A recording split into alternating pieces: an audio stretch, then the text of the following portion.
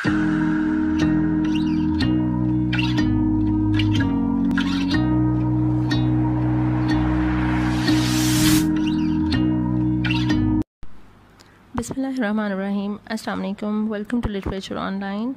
So today's topic is the prologue to the Canterbury Tales by Geoffrey Chaucer, and now we are going to do the character of Franklin. Franklin was there in company. Franklin was with the Sergeant of Law. In the previous lecture I taught you about the Sergeant of Law, and Franklin was with him. If like the question arises who was with the Sergeant of Law, it was Franklin. In his company, वो sergeant of law के साथ था. With white was his beard as his the daisy. उसकी beard इतनी white थी, like ये अब उसकी एज बताई जा रही है कि उसकी बियर्ड जो है वो किसी डेजी के फूल की तरह वाइट थी. Of his complexion he was sanguine, और उसका जो कॉम्प्लेक्शन था दैट वॉज रेडिश. ठीक है. Well loved he by the morn a sop in wine. Well loved he, उसे बहुत ज़्यादा पसंद था. बाय द मोरो, मोर का मतलब मॉर्निंग है. यहाँ पे सुबह के वक्त उसे क्या चीज़ खाने में पसंद थी? सूप इन वाइन, कि वो ब्रेड जो है वो सोक करके रख देते थे वाइन में, और वो सोक्ड ब्रेड जो है वो खाता था जो वाइन में सोक हुई होती थी. To live in delight was ever his one. like one इधर want के लिए यूज़ हुआ है. उसको खुश रहना जो है, हमेशा खुश खुरम ज़िंदगी गुजारने की उसकी एक ख्वाहिश थी, और वो वही गुजार रहा था. for he was Epicurus own son, क्योंकि वो एपिक्यूरस के जो एपिक्यूरस को फॉलो करता था. Epicurus was the Greek philosopher. ठीक है. इसकी जो एपिक्यूरस है ये एडवोकेट करता था सेंशुअल प्लेयर को, और एपिक्यूरस की फ़िलासफ़ी थी eat drink and B Mary. So he was like the pure delight is the source of perfect happiness. बस खुश रहो, खाओ पियो खुश रहो, was his philosophy. और इसीलिए लाइक उसको जो कहा गया है कि वो वाइन में सोक हुई ब्रेड खाता था, तो इसी से आपको पता चल जाना चाहिए कि उसकी लाइफस्टाइल किस तरह का था. that held opinion that plain delight was verily felicit profit. यहाँ पे प्रॉफिट को कहा गया कि जिसकी राय ये थी कि सादा सी खुशी में ही मुकम्मल खुशी होती है, लाइक परफेक्ट हैप्पीनेस होती है. And house holder and that a great was he, और वो अपने घर का सरबराह था. He was the head of the house, और वो बहुत ही अजीम था, लाइक बहुत अच्छा था. Saint Julian he was in his country, और वो अपने इलाके का सेंट जूलियन जाना जाता था. सेंट जूलियन जो लोग हॉस्पिटलिटी के लिए बहुत ज़्यादा फेमस होते थे, बहुत अच्छी मेज़बानी करते थे मेहमानों की, उनको सेंट जूलियन कहा जाता था. तो ये अपने इलाके का सेंट जूलियन माना जाता था. His bread his L was always after one. उसकी ब्रेड हो या उसकी शराब हो, दोनों ही बहुत ही अच्छी क्वालिटी की होती थी, और उसकी क्वालिटी सेम रहती थी हमेशा. A better envined man was nowhere none. Envined यहाँ पे कहा गया a man who has the like a store of wine in his house. तो इसके पास जितना लाइक शराब का जो भी स्टोर था वो जैसा था वो किसी के पास भी इतना अच्छा नहीं था. Without bake meat was never his house, और ऐसा कभी नहीं हुआ कि उसके घर में भुना हुआ गोश्त ना हो. Like baked meat was always there in his house. Of fish and flesh and that so प्लेंटिवस.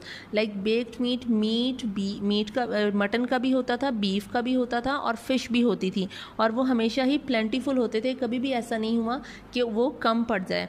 It snowed in his house of meat and drink of all dainties that man could think. और उसके घर में even एक सर्द खाना like जहाँ पे store कर सकते हैं ऑफ सीज़न की चीज़ें, वहाँ पे वो भी किया जा सकता था. ठीक है. मंजमंद हालत में लाइक आप समझ लें कि फ़्रोज़न फूड भी उसके घर में पाई जाती थी, चाहे वो फ्रोज़न मीट हो या फ्रोज़न ड्रिंक्स हो, उसके घर में हर चीज़ पाई जाती थी. और हर किस्म का खाना, डेंटी फूड कहेंगे आला किस्म के खाने को, वो उसके घर में होता था. जो भी इंसान सोचता है हर वो खाना उसके घर में मौजूद होता था. After the sundry seasons of the year so changed he his meat and his supper. और जब वो सीज़न एक गुजर जाता था, मतलब हर सीज़न के हिसाब से उसका मेन्यू भी घर का खाने का बदल जाता था. तो हर सीज़न में वो मेन्यू बदलता था. Full many a fat partridge had he in mew. और उसके पास जो हैं वो परिंदों का, like he has the bird house in his home, और वहाँ पे वो मुख्तलिफ परिंदे रखता था, जिस तरह तीतर बटेर वगैरह रखते हैं, जब खाने का जो दिल किया वो खा लेंगे. ठीक है. तो इस तरह से उसके पास थे सारे बर्ड्स थे. And many a bream and many a luce in stew कहेंगे फिशरी को. उसके पास एक पॉन्ड भी था, एक फिशरी बनाई हुई थी उसने, जहाँ पे ये ब्रीम और ल्यूस जो हैं these are the kinds of fish जो उसके वहाँ पॉन्ड में होती थी.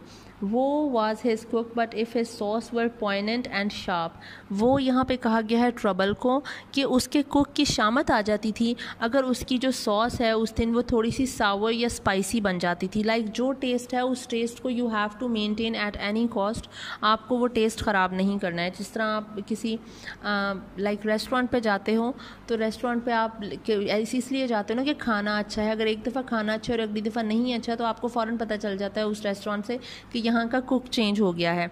तो इसीलिए वो कुक की शामत आ जाती थी अगर वो खाना कभी उसकी सॉस में सावर या स्पाइसी ज़्यादा हो जाता था। And readily all his gear his table dormant in his hall alway stood ready covered all the long day, और उसके हॉलवे में जो डाइनिंग टेबल पड़ा हुआ था वो हमेशा readily all his gear like वो वेल इक्विप्ड होता था। हर किस्म का खाना जो भी खाने को दिल करेगा उसके हॉलवे में डाइनिंग टेबल पे हमेशा लगा हुआ होता था। ठीक है। At sessions there was he lord and sire, और वहाँ पे जब उसके कंट्री में जब भी कोई इजलास होता था या कोई सेशन होते थे लाइक कोई फ़ैसला करना होता था किसी चीज़ का, तो वहाँ का करता धरता यही होता था, ये वहाँ का लॉर्ड होता था। Full often time he was night of the शायर, और कई दफ़ा वो अपने ज़िला का नाइट भी रहा था। An anlaas and a gipser all of silk hang at his girdle. अच्छा, एनलास यहाँ पे कहेंगे डैगर को और गिस्पर कहेंगे पाउच को। ठीक है। उसके जो गर्डल के साथ उसने जो बेल्ट पहनी हुई थी अपनी वेस्ट पे, उस वेस्ट बेल्ट के साथ एक खंजर और एक जो थैली है, एक पाउच जो है वो सिल्क का हमेशा बंधा हुआ होता था। वाइट एज मोर्न मिल्क, किसी दूध की तरह वो जो पाउच है वो सफ़ेद होता था और वो सिल्क का था। ठीक है। अ शेरिफ हैड ही बीन, वो अपने इलाके का शेरिफ भी रहा था। एंड अ कंटोर, और कंटोर कहेंगे ऑडिटर को, वो ऑडिटर भी रहा था अपने इलाके का। वॉज नो वेयर स्विच अ वर्दी वेवसोर, और उसके जितना जो लाइक जो मुअज़्ज़ज़ ज़मींदार था वो यहाँ पे कोई भी नहीं था। वेवसोर उन लोगों को कहते हैं जिनको आर्मी की तरफ से या मिलिट्री की तरफ से ज़मीन मिलती है, कि जो लोग जब जंग होती है और वो लोग हेल्प करते हैं उनको, तो उनको आर्मी की तरफ से ज़मीन का कुछ हिस्सा दिया जाता है, तो उनको वेवसोर कहते हैं। ये वो भी था, मतलब मिलिट्री की इसने हेल्प की थी इसीलिए इसको वो ज़मीन दी गई थी और इसकी इतनी इज्जत भी होती थी। उसके बाद हमारे पास नेक्स्ट ये 5 कैरेक्टर्स आ जाते हैं। The 5 members of a guild, the haberdasher and the carpenter, the weaver, the dyer and the arras maker. So haberdasher कहते हैं जो सुई सिलाई वाला काम होता है, जिस तरह लूमों वाला काम हो गया कपड़ों वाला। ठीक है। कारपेंटर का काम हो गया जो लकड़ी का काम करते हैं। अवेब जो वीवर होते हैं बुनाई का काम करते हैं। डायर जो लाइक रंग रेज आप इसे कहेंगे या फिर जो डाई करते हैं कपड़े वगैरह। एंड एटेपाइसर जो अपहोल्स्टर होते हैं जो कि पर्दे वगैरह बनाते हैं, सोफ़ों की कोशिश करते हैं। ठीक है।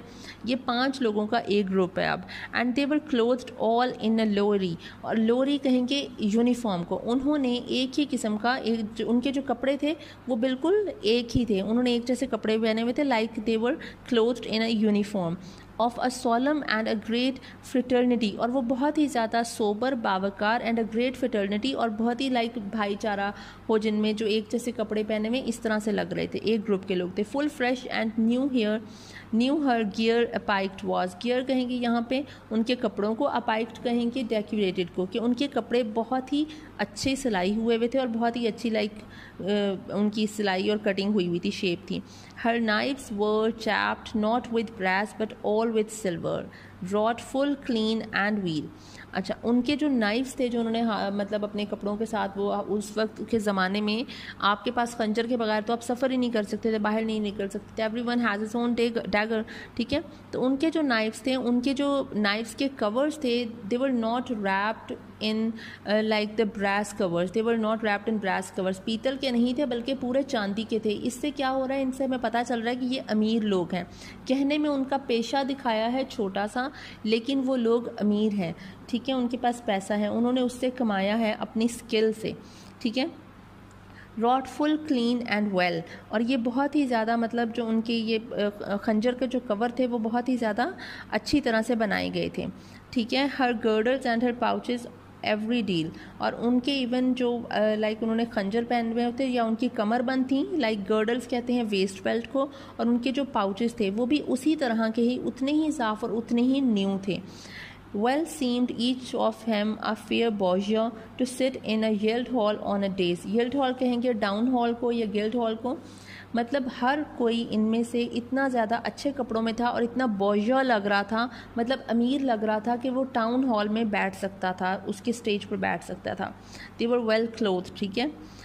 Average for the wisdom that he can was shapely for to become an elderman. और इनमें से हर कोई अपने जहानत के बलबूते पर इस काबिल था कि वो उस गिल्ड का सदर भी बन सकता था, ठीक है. एल्डरमैन बन जाए, एल्डरमैन का मतलब होता है वहाँ का सदर बनना. मतलब ये सब लोग जो हैं वो स्किल्ड भी थे और वाइज भी थे.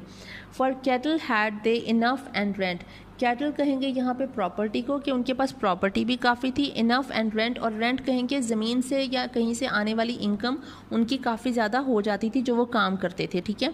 And eke her wife's would it will agent, और पक्की बात है, वो कहता है यकीन है मुझे कि उनकी बीवियाँ भी उनसे बहुत खुश थीं. And ill certain were they to blame, क्योंकि अगर वो इनसे खुश ना होती, ये लोग इतना ना कमा रहे होते, तो इनकी बीवियाँ इनको ताने दे रही होती कि तुम तो किसी काम की नहीं हो, निकम्मी हो, ठीक है. It is full fair to been yclept madam, और उनको मैडम कहलवाना बहुत अच्छा लगता था. And gone to vigilies al before, और वो किसी भी जो सेलिब्रेशन होती थी उस पर पहले पहुंचना बहुत पसंद करती थी. एंड हैव अ मेंटल रॉयलिश ये बोर.